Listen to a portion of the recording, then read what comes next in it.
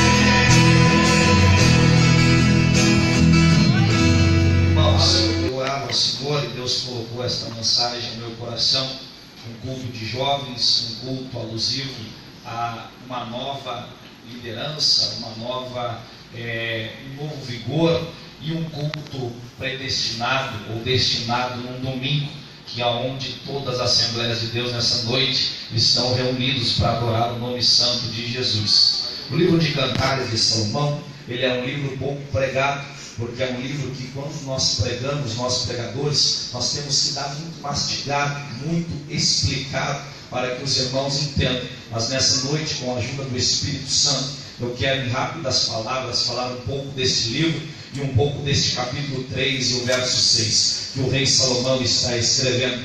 O livro de Cantares de Salomão, ele tem alguns objetivos, e um dos primeiros objetivos desse livro é falar do amor de Cristo pela igreja e do amor da igreja por Cristo. Antes mesmo de Jesus vir à terra, o livro de Cantares de Salomão já estava anunciando que Jesus viria, pagaria o preço, subiria até o Monte Caveira, no terceiro dia ressuscitaria e um dia viria buscar sua igreja de glória para a honra e glória do nome de Jesus Cristo. O livro de Cantares de Salomão, ele se trata de um livro da tipologia do arrebatamento. Antes mesmo de tudo acontecer, já estava anunciando lá no Apocalipse, mais tarde, que vai dizer que ele buscará a sua igreja remida, lavada e santa para a honra e glória do nome de Jesus. O livro de Cantares de Salomão não começa no capítulo 1, mas ele começa na visita da rainha de Sabá até a casa ou o palácio do rei Salomão. Quando essa mulher, chamada então na história de rainha de Sabá, ela chega até o palácio, ela apenas ouvia falar da tamanha grandeza do palácio, da vinha e de tudo aquilo que esse homem havia adquirido. Ela ouvia falar do tamanho do palácio, ela ouvia falar do tamanho da vinha, ela ouvia falar de quantos trabalhadores tinha, mas ela nunca contemplou, ela nunca viu. E quando ela entra no palácio, ela chega no palácio e quando ela depara com tudo aquilo que alguns historiadores até tentam contar e explicar até hoje, mas não conseguem, a história diz, segundo Francis Lewis, que ela desmaia, e quando ela desmaia, ela acorda dizendo: grande é teu reino, grande é teus trabalhadores, grande é a tua vinha, grandes são teus subordinados, mas mais grande ainda é o Deus de Israel que lhe deu todas essas coisas. Quando ela acorda e começa a dizer, esse rei Salomão, ele volta para o seu leito, ele vai dormir, e quando ele vai dormir, algo começa a o perturbar, pois nem ele, sendo dono de tudo, não sabia contar o que ele havia adquirido, e ele agora cai ao seu coração, que antes que ele parta dessa terra, ele precisava conhecer tudo que ele havia ganhado, tudo que ele havia adquirido em sua glória material. Eu disse glória material. Então ele tem uma ideia: eu preciso conhecer a minha vinha, eu preciso conhecer os meus trabalhadores, eu preciso conhecer tudo que eu adquiri. Então ele tem uma ideia: eu vou sair do palácio, mas se eu sair do palácio com as vestes reais, os meus trabalhadores vão querer me acompanhar, eles não vão deixar nem eu pisar para fora, e eles já vão querer ir comigo. Então eu vou colocar as minhas vestes de pastor, e eu vou até a vinha. Ele coloca as vestes de pastor, pastor Joel, e ele sai do palácio, e quando ele chega na vinha, lá ele encontra uma mulher. A Bíblia não diz o nome, mas diz que é de Sunem, porque era sunamita. E quando ele encontra essa mulher, ele vai fazer duas perguntas. A primeira pergunta é interessante, mas o que me chama a atenção é a segunda. A primeira pergunta é a seguinte: mulher, como é que pode, tão cedo pela manhã, o sol nem raiou ainda, mas tu já está trabalhando em prol da vinha e em prol do reino do rei Salomão? E ela responde dizendo: olha, mal sabe tu, pastor de ovelhas, que eu sou responsável de amassar o primeiro vinho para que chegue o melhor vinho até a mesa do rei Salomão. A primeira pergunta tem a primeira resposta, mas a segunda pergunta é que me chama a atenção. Quando ela chega até o pastor, e o pastor chega até ela, e ele pergunta para ela: se tu trabalha tão cedo pela manhã, me responde outra coisa, me responde a segunda pergunta: como é que pode? Tu trabalha numa vinha, tu trabalha em sujeira, tu trabalha se se manchando, mas eu acho interessante, Sulamita, que as tuas vestes, elas continuam brancas, as tuas vestes, elas continuam intactas, as tuas vestes, elas não mancham.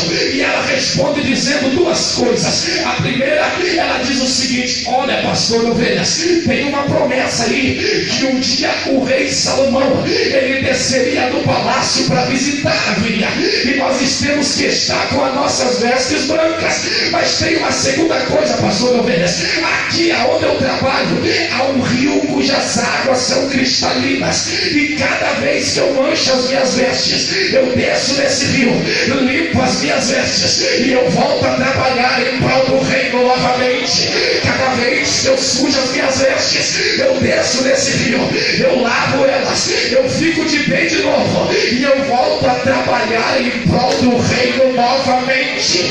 Eu vim para pregar essa noite, então deixa eu pregar. O Espírito Santo de Deus do século 21, ele nos adverte, porque há 10 anos atrás, não vamos muito, vamos a 6 que eu me converti. Quando eu errava, pastor Joel, quando eu pecava, quando eu fazia algo que não agradava a Deus, eu chegava no meu quarto, dobrava o joelho e começava a gritar: Deus, me perdoa, eu não sou digno de estar na tua casa, eu não sou digno nem de pegar aquele microfone nessa noite. E Deus dizia para mim: por causa da tua humildade, tem rio da água da vida me perdoando nessa noite. Oh meu Deus, se tu entendesse, o problema é que nós estamos vivendo numa época onde a gente erra e já não tem mais temor em dobrar os nossos joelhos para dizer: Deus, me perdoa, eu não sou digno de entrar dentro do teu templo. Eu não sei se você entendeu alguma coisa, mas o Espírito Santo de Deus me trouxe aqui para dizer que a igreja de Estância Velha ainda tem rio da água da vida para perdoar pecado e para você voltar a trabalhar novamente. Se manchou, se limpa. Se manchou, vem de novo, porque ainda tem rio da água da vida para você para você trabalhar novamente. Tem gente que passou o ano de 2017 dizendo: estou manchado, não sirvo mais, não tem como eu me levantar. Mas hoje chegou alguém para te dizer: passa 2018 cantando, porque ainda tem rio para você se jogar. Aleluia. É interessante que quando eles se deparam um com o outro, ele vai fazer uma promessa. Tem gente que vai pegar só no começo, porque ele diz o seguinte: olha, mulher, a história diz que ele se apaixona por essa mulher, e ele vai dizer o seguinte: olha, eu vou voltar para o palácio, mas um dia eu vou voltar para te buscar. Eu vou ir para o palácio, mas um dia eu vou voltar para te buscar. Só que eu não acho interessante a promessa dele, porque aqui nós estamos reunidos e todo mundo sabe dessa promessa. Ele foi, mas ele volta. Mas eu acho interessante a promessa dela, porque ela olha para ele e diz assim: se tu promete para mim que vai voltar para me buscar, eu tenho algo para te dizer. As minhas vestes, o dia que tu voltar, elas vão estar do mesmo jeito, da mesma forma. Ninguém toca nas minhas vestes, ninguém mexe nas minhas vestes. As minhas vestes vão estar no rio da água da vida. Deus está soprando essa noite aqui neste altar para lhe dizer que Jesus está à porta e bate, e Ele está retornando buscar a sua igreja. O mundo está andando de seguinte forma: mancha as vestes, não tem nada a ver, pega mesmo, se lava, e o Espírito de Deus vai apontar dizendo: se limpa, Jesus está vindo, se limpa, Jesus está chegando, se limpa. Ele vai buscar uma igreja que é remida, lavada e que mantém as vestes brancas na presença de Deus. Quem aqui veio para limpar as vestes? Quem aqui veio para adorar a Deus? Ergue essa mão, pois eu já sinto a presença de Deus neste lugar. Ele foi, mas ele volta. Como é que está as tuas vestes? Ele foi, mas ele volta. Como é que está, Senhor? Mandou que a Jesus me trouxe aqui para lhe dizer que ainda dá tempo de você se jogar no rio da água da vida essa noite. Tem que correr. Agora, a história diz que ele tarda a vir. O rei Salomão tarda a vir, pastor Joel. Só que eu acho interessante que ela não fica parada. ela não fica esperando. Porque se eu perguntar aqui se alguém acredita no arrebatamento, todo mundo ergue a mão. Se eu perguntar o que alguém aqui quer ir para o céu, todo mundo levanta a mão. Só que quando ela cansa de esperar, a história vai dizer que ela vai ao encontro dele. Ela não fica parada dizendo, Jesus vai voltar, se vir tá bom, se não vir eu estou indo na igreja, está ótimo. Não, ela fica observando a história, ela fica assim, ele não vai vir, então alguma coisa eu tenho que fazer para ele voltar. Ele não vai vir, então alguma coisa eu tenho que fazer para ele vir me buscar. Se eu perguntar, como eu disse, se alguém acredita, todo mundo acredita, mas arrebatamento não é para quem acredita, arrebatamento não é para quem frequenta a igreja, arrebatamento não é para quem tem uma carteirinha de membro da Assembleia de Deus, arrebatamento é para quem está cansado desse mundo e começou a partir ao encontro de Jesus. Nós estamos vivendo numa época onde nós não aguentamos mais o que está acontecendo. É homossexualismo, é aborto, é pai contra filho, é filho contra pai. E a gente fica olhando e parece que a igreja do século 21 ela está conformada com essas coisas. Mas Deus está dizendo essa noite: levanta, rapaz, levanta, moça, venha ao meu encontro, venha ao meu encontro. Quando tu se levantar e vir ao meu encontro, eu vou marchar ao teu encontro também. O Espírito Santo está aqui nesse lugar com uma mensagem de advertência dizendo: quando tu se levantar, eu mudo a tua história. Quando tu se levantar, eu mudo a tua casa. Quando tu se levantar e vir ao meu encontro, eu mudo tudo aquilo que não agrada ao meu nome. Em nome de Jesus, recebe essa palavra, levanta e marcha ao encontro de Jesus. Aleluia. Quando ela começa a marchar ao encontro, é interessante que os portões se abrem e começa o capítulo 1. Não vai dar tempo de eu pregar tudo, mas vamos lá. Começa o capítulo 1, veja com seus meios de toda aquela história romântica que tem no livro de Cantares. Quando eles se encontram, o rei vai para dentro com uma mulher, com essa mulher sunamita. E eu falei que essa mulher era de uma cultura contrária do rei. Eu falei que essa mulher não podia estar dentro do palácio. Porque se a gente chegar um dia no palácio, não é porque a gente merece, irmão. É porque ele pagou o preço pela nossa vida.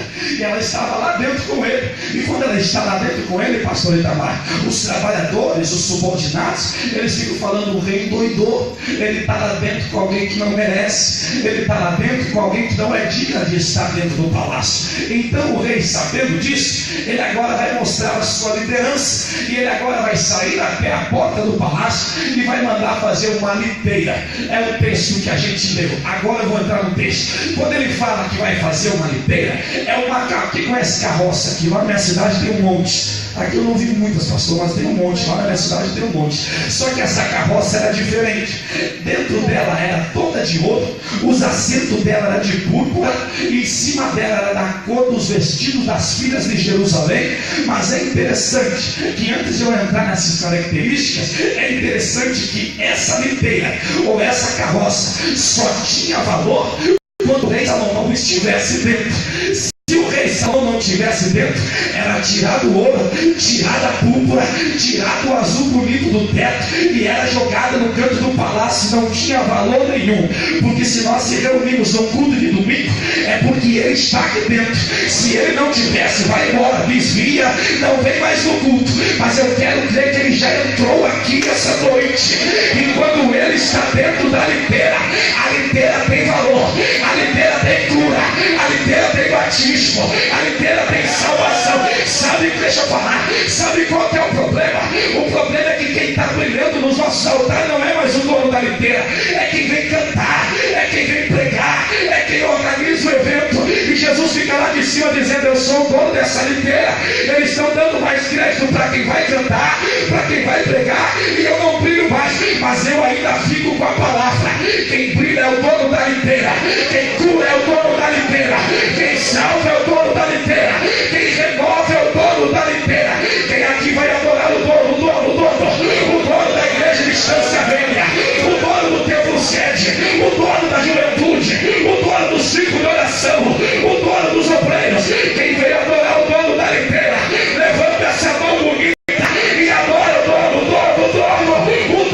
deste lugar essa noite. Glória a Deus, aleluia. Eu falei também que havia 60 valentes. Eu ia deixar passar essa, mas não dá. 60 valentes. 56, pastor Joel. Eu sei que a juventude está começando, irmão, mas segura aí. 56 eram os que pulavam e atiravam incenso. E 4 eram os que carregavam a liteira. Eu falei que 56 pulavam e atiravam incenso, e 4 carregavam a liteira aonde o rei quisesse ir. E aí eu aprendo que lá nesse tempo já estava luzindo o século 21. Por quê? Porque hoje é sempre assim. 56 no dia do congresso é os que pulam, mas 4 é os que trabalham durante o ano. 56 é o dia da campanha que faz festa, mas 4 é os que carregam a liteira nas costas. 4 é que na terça-feira vem ouvir o pastor. 4 é o que vem no jejum, na consagração. Só que o Espírito de Deus cansou disso esse ano.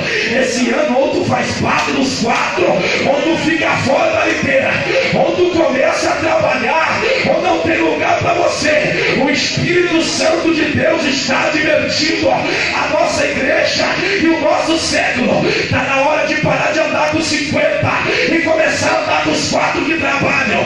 Está na hora de começar a parar de andar com 50, regaçar as mãos e dizer: eu não faço mais parte de quem vem só no dia do congresso, eu não faço mais parte de quem só vem no dia da campanha, eu faço parte dos 4 que choram, que pagam o preço, que vem com culto e que vem adorar Deus. Quem quer fazer parte esse ano dos 4? Quem quer? É difícil aqui a mão agora, viu, pastor? É difícil aqui a mão agora. O Espírito Santo me trouxe aqui para dizer: chega de fazer parte dos 50, você faz parte dos 4 que trabalham. Aleluia!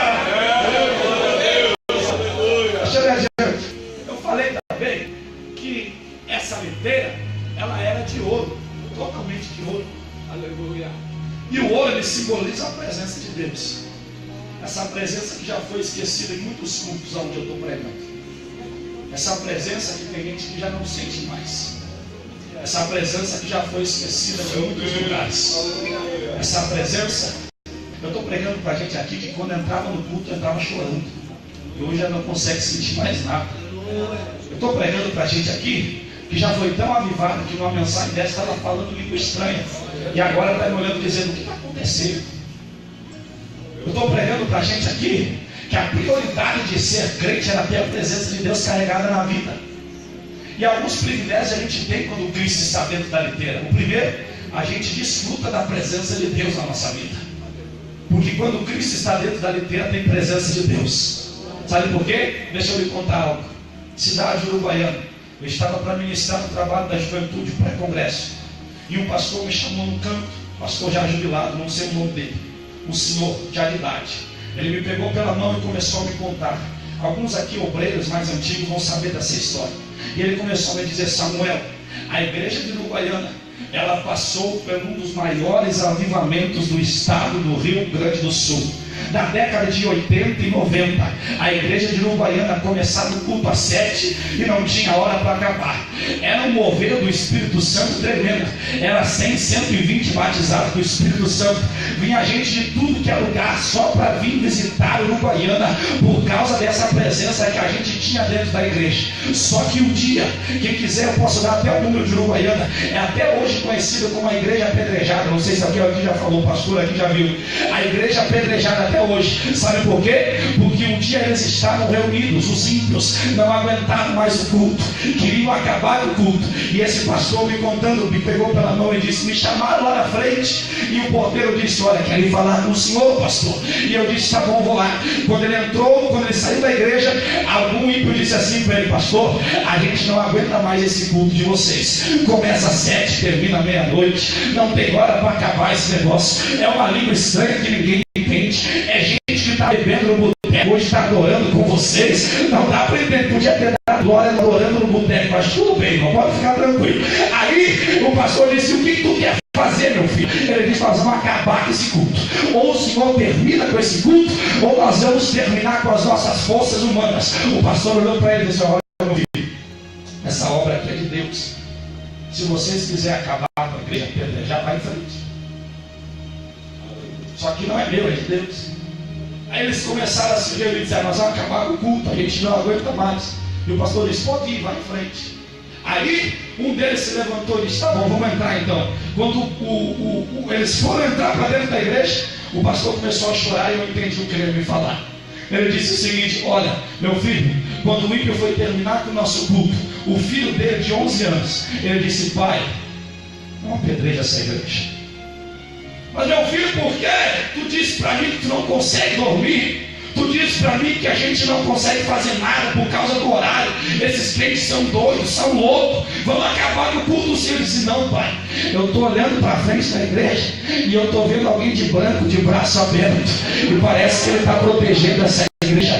E se nós tocar nessa igreja vai dar ruim, meu. Se nós tocar nessa igreja, nós não vamos tocar no pastor, nós vamos tocar em Deus. Nós vamos tocar nesse camarada de branco que está protegendo esse templo. Escute, meu irmão, que eu vou lhe dizer: quando Cristo está dentro da nossa vida, nós temos uma proteção divina no nosso ministério, nós temos uma proteção divina na nossa casa, nós temos uma proteção divina no nosso trabalho, nós temos uma proteção divina nas nossas finanças.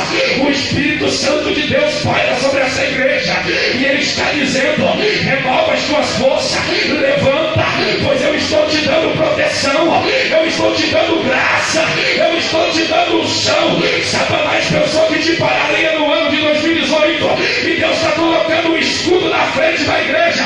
A Assembleia de Deus Instância Velha está dizendo: não toque, é meu, não pega, é meu, eu protejo, eu guardo. Olha, levanta a mão, eu vou profetizar essa noite. Olha, mandou que ela baixou, ela mandou que a série Debrai Decon Derébia. Deus está falando ao meu coração: você não para nesse ano. Satanás não mexe com a tua família, Satanás não para teu ministério. Há um escudo novo para tua casa, há um escudo novo para tua vida, há um escudo novo para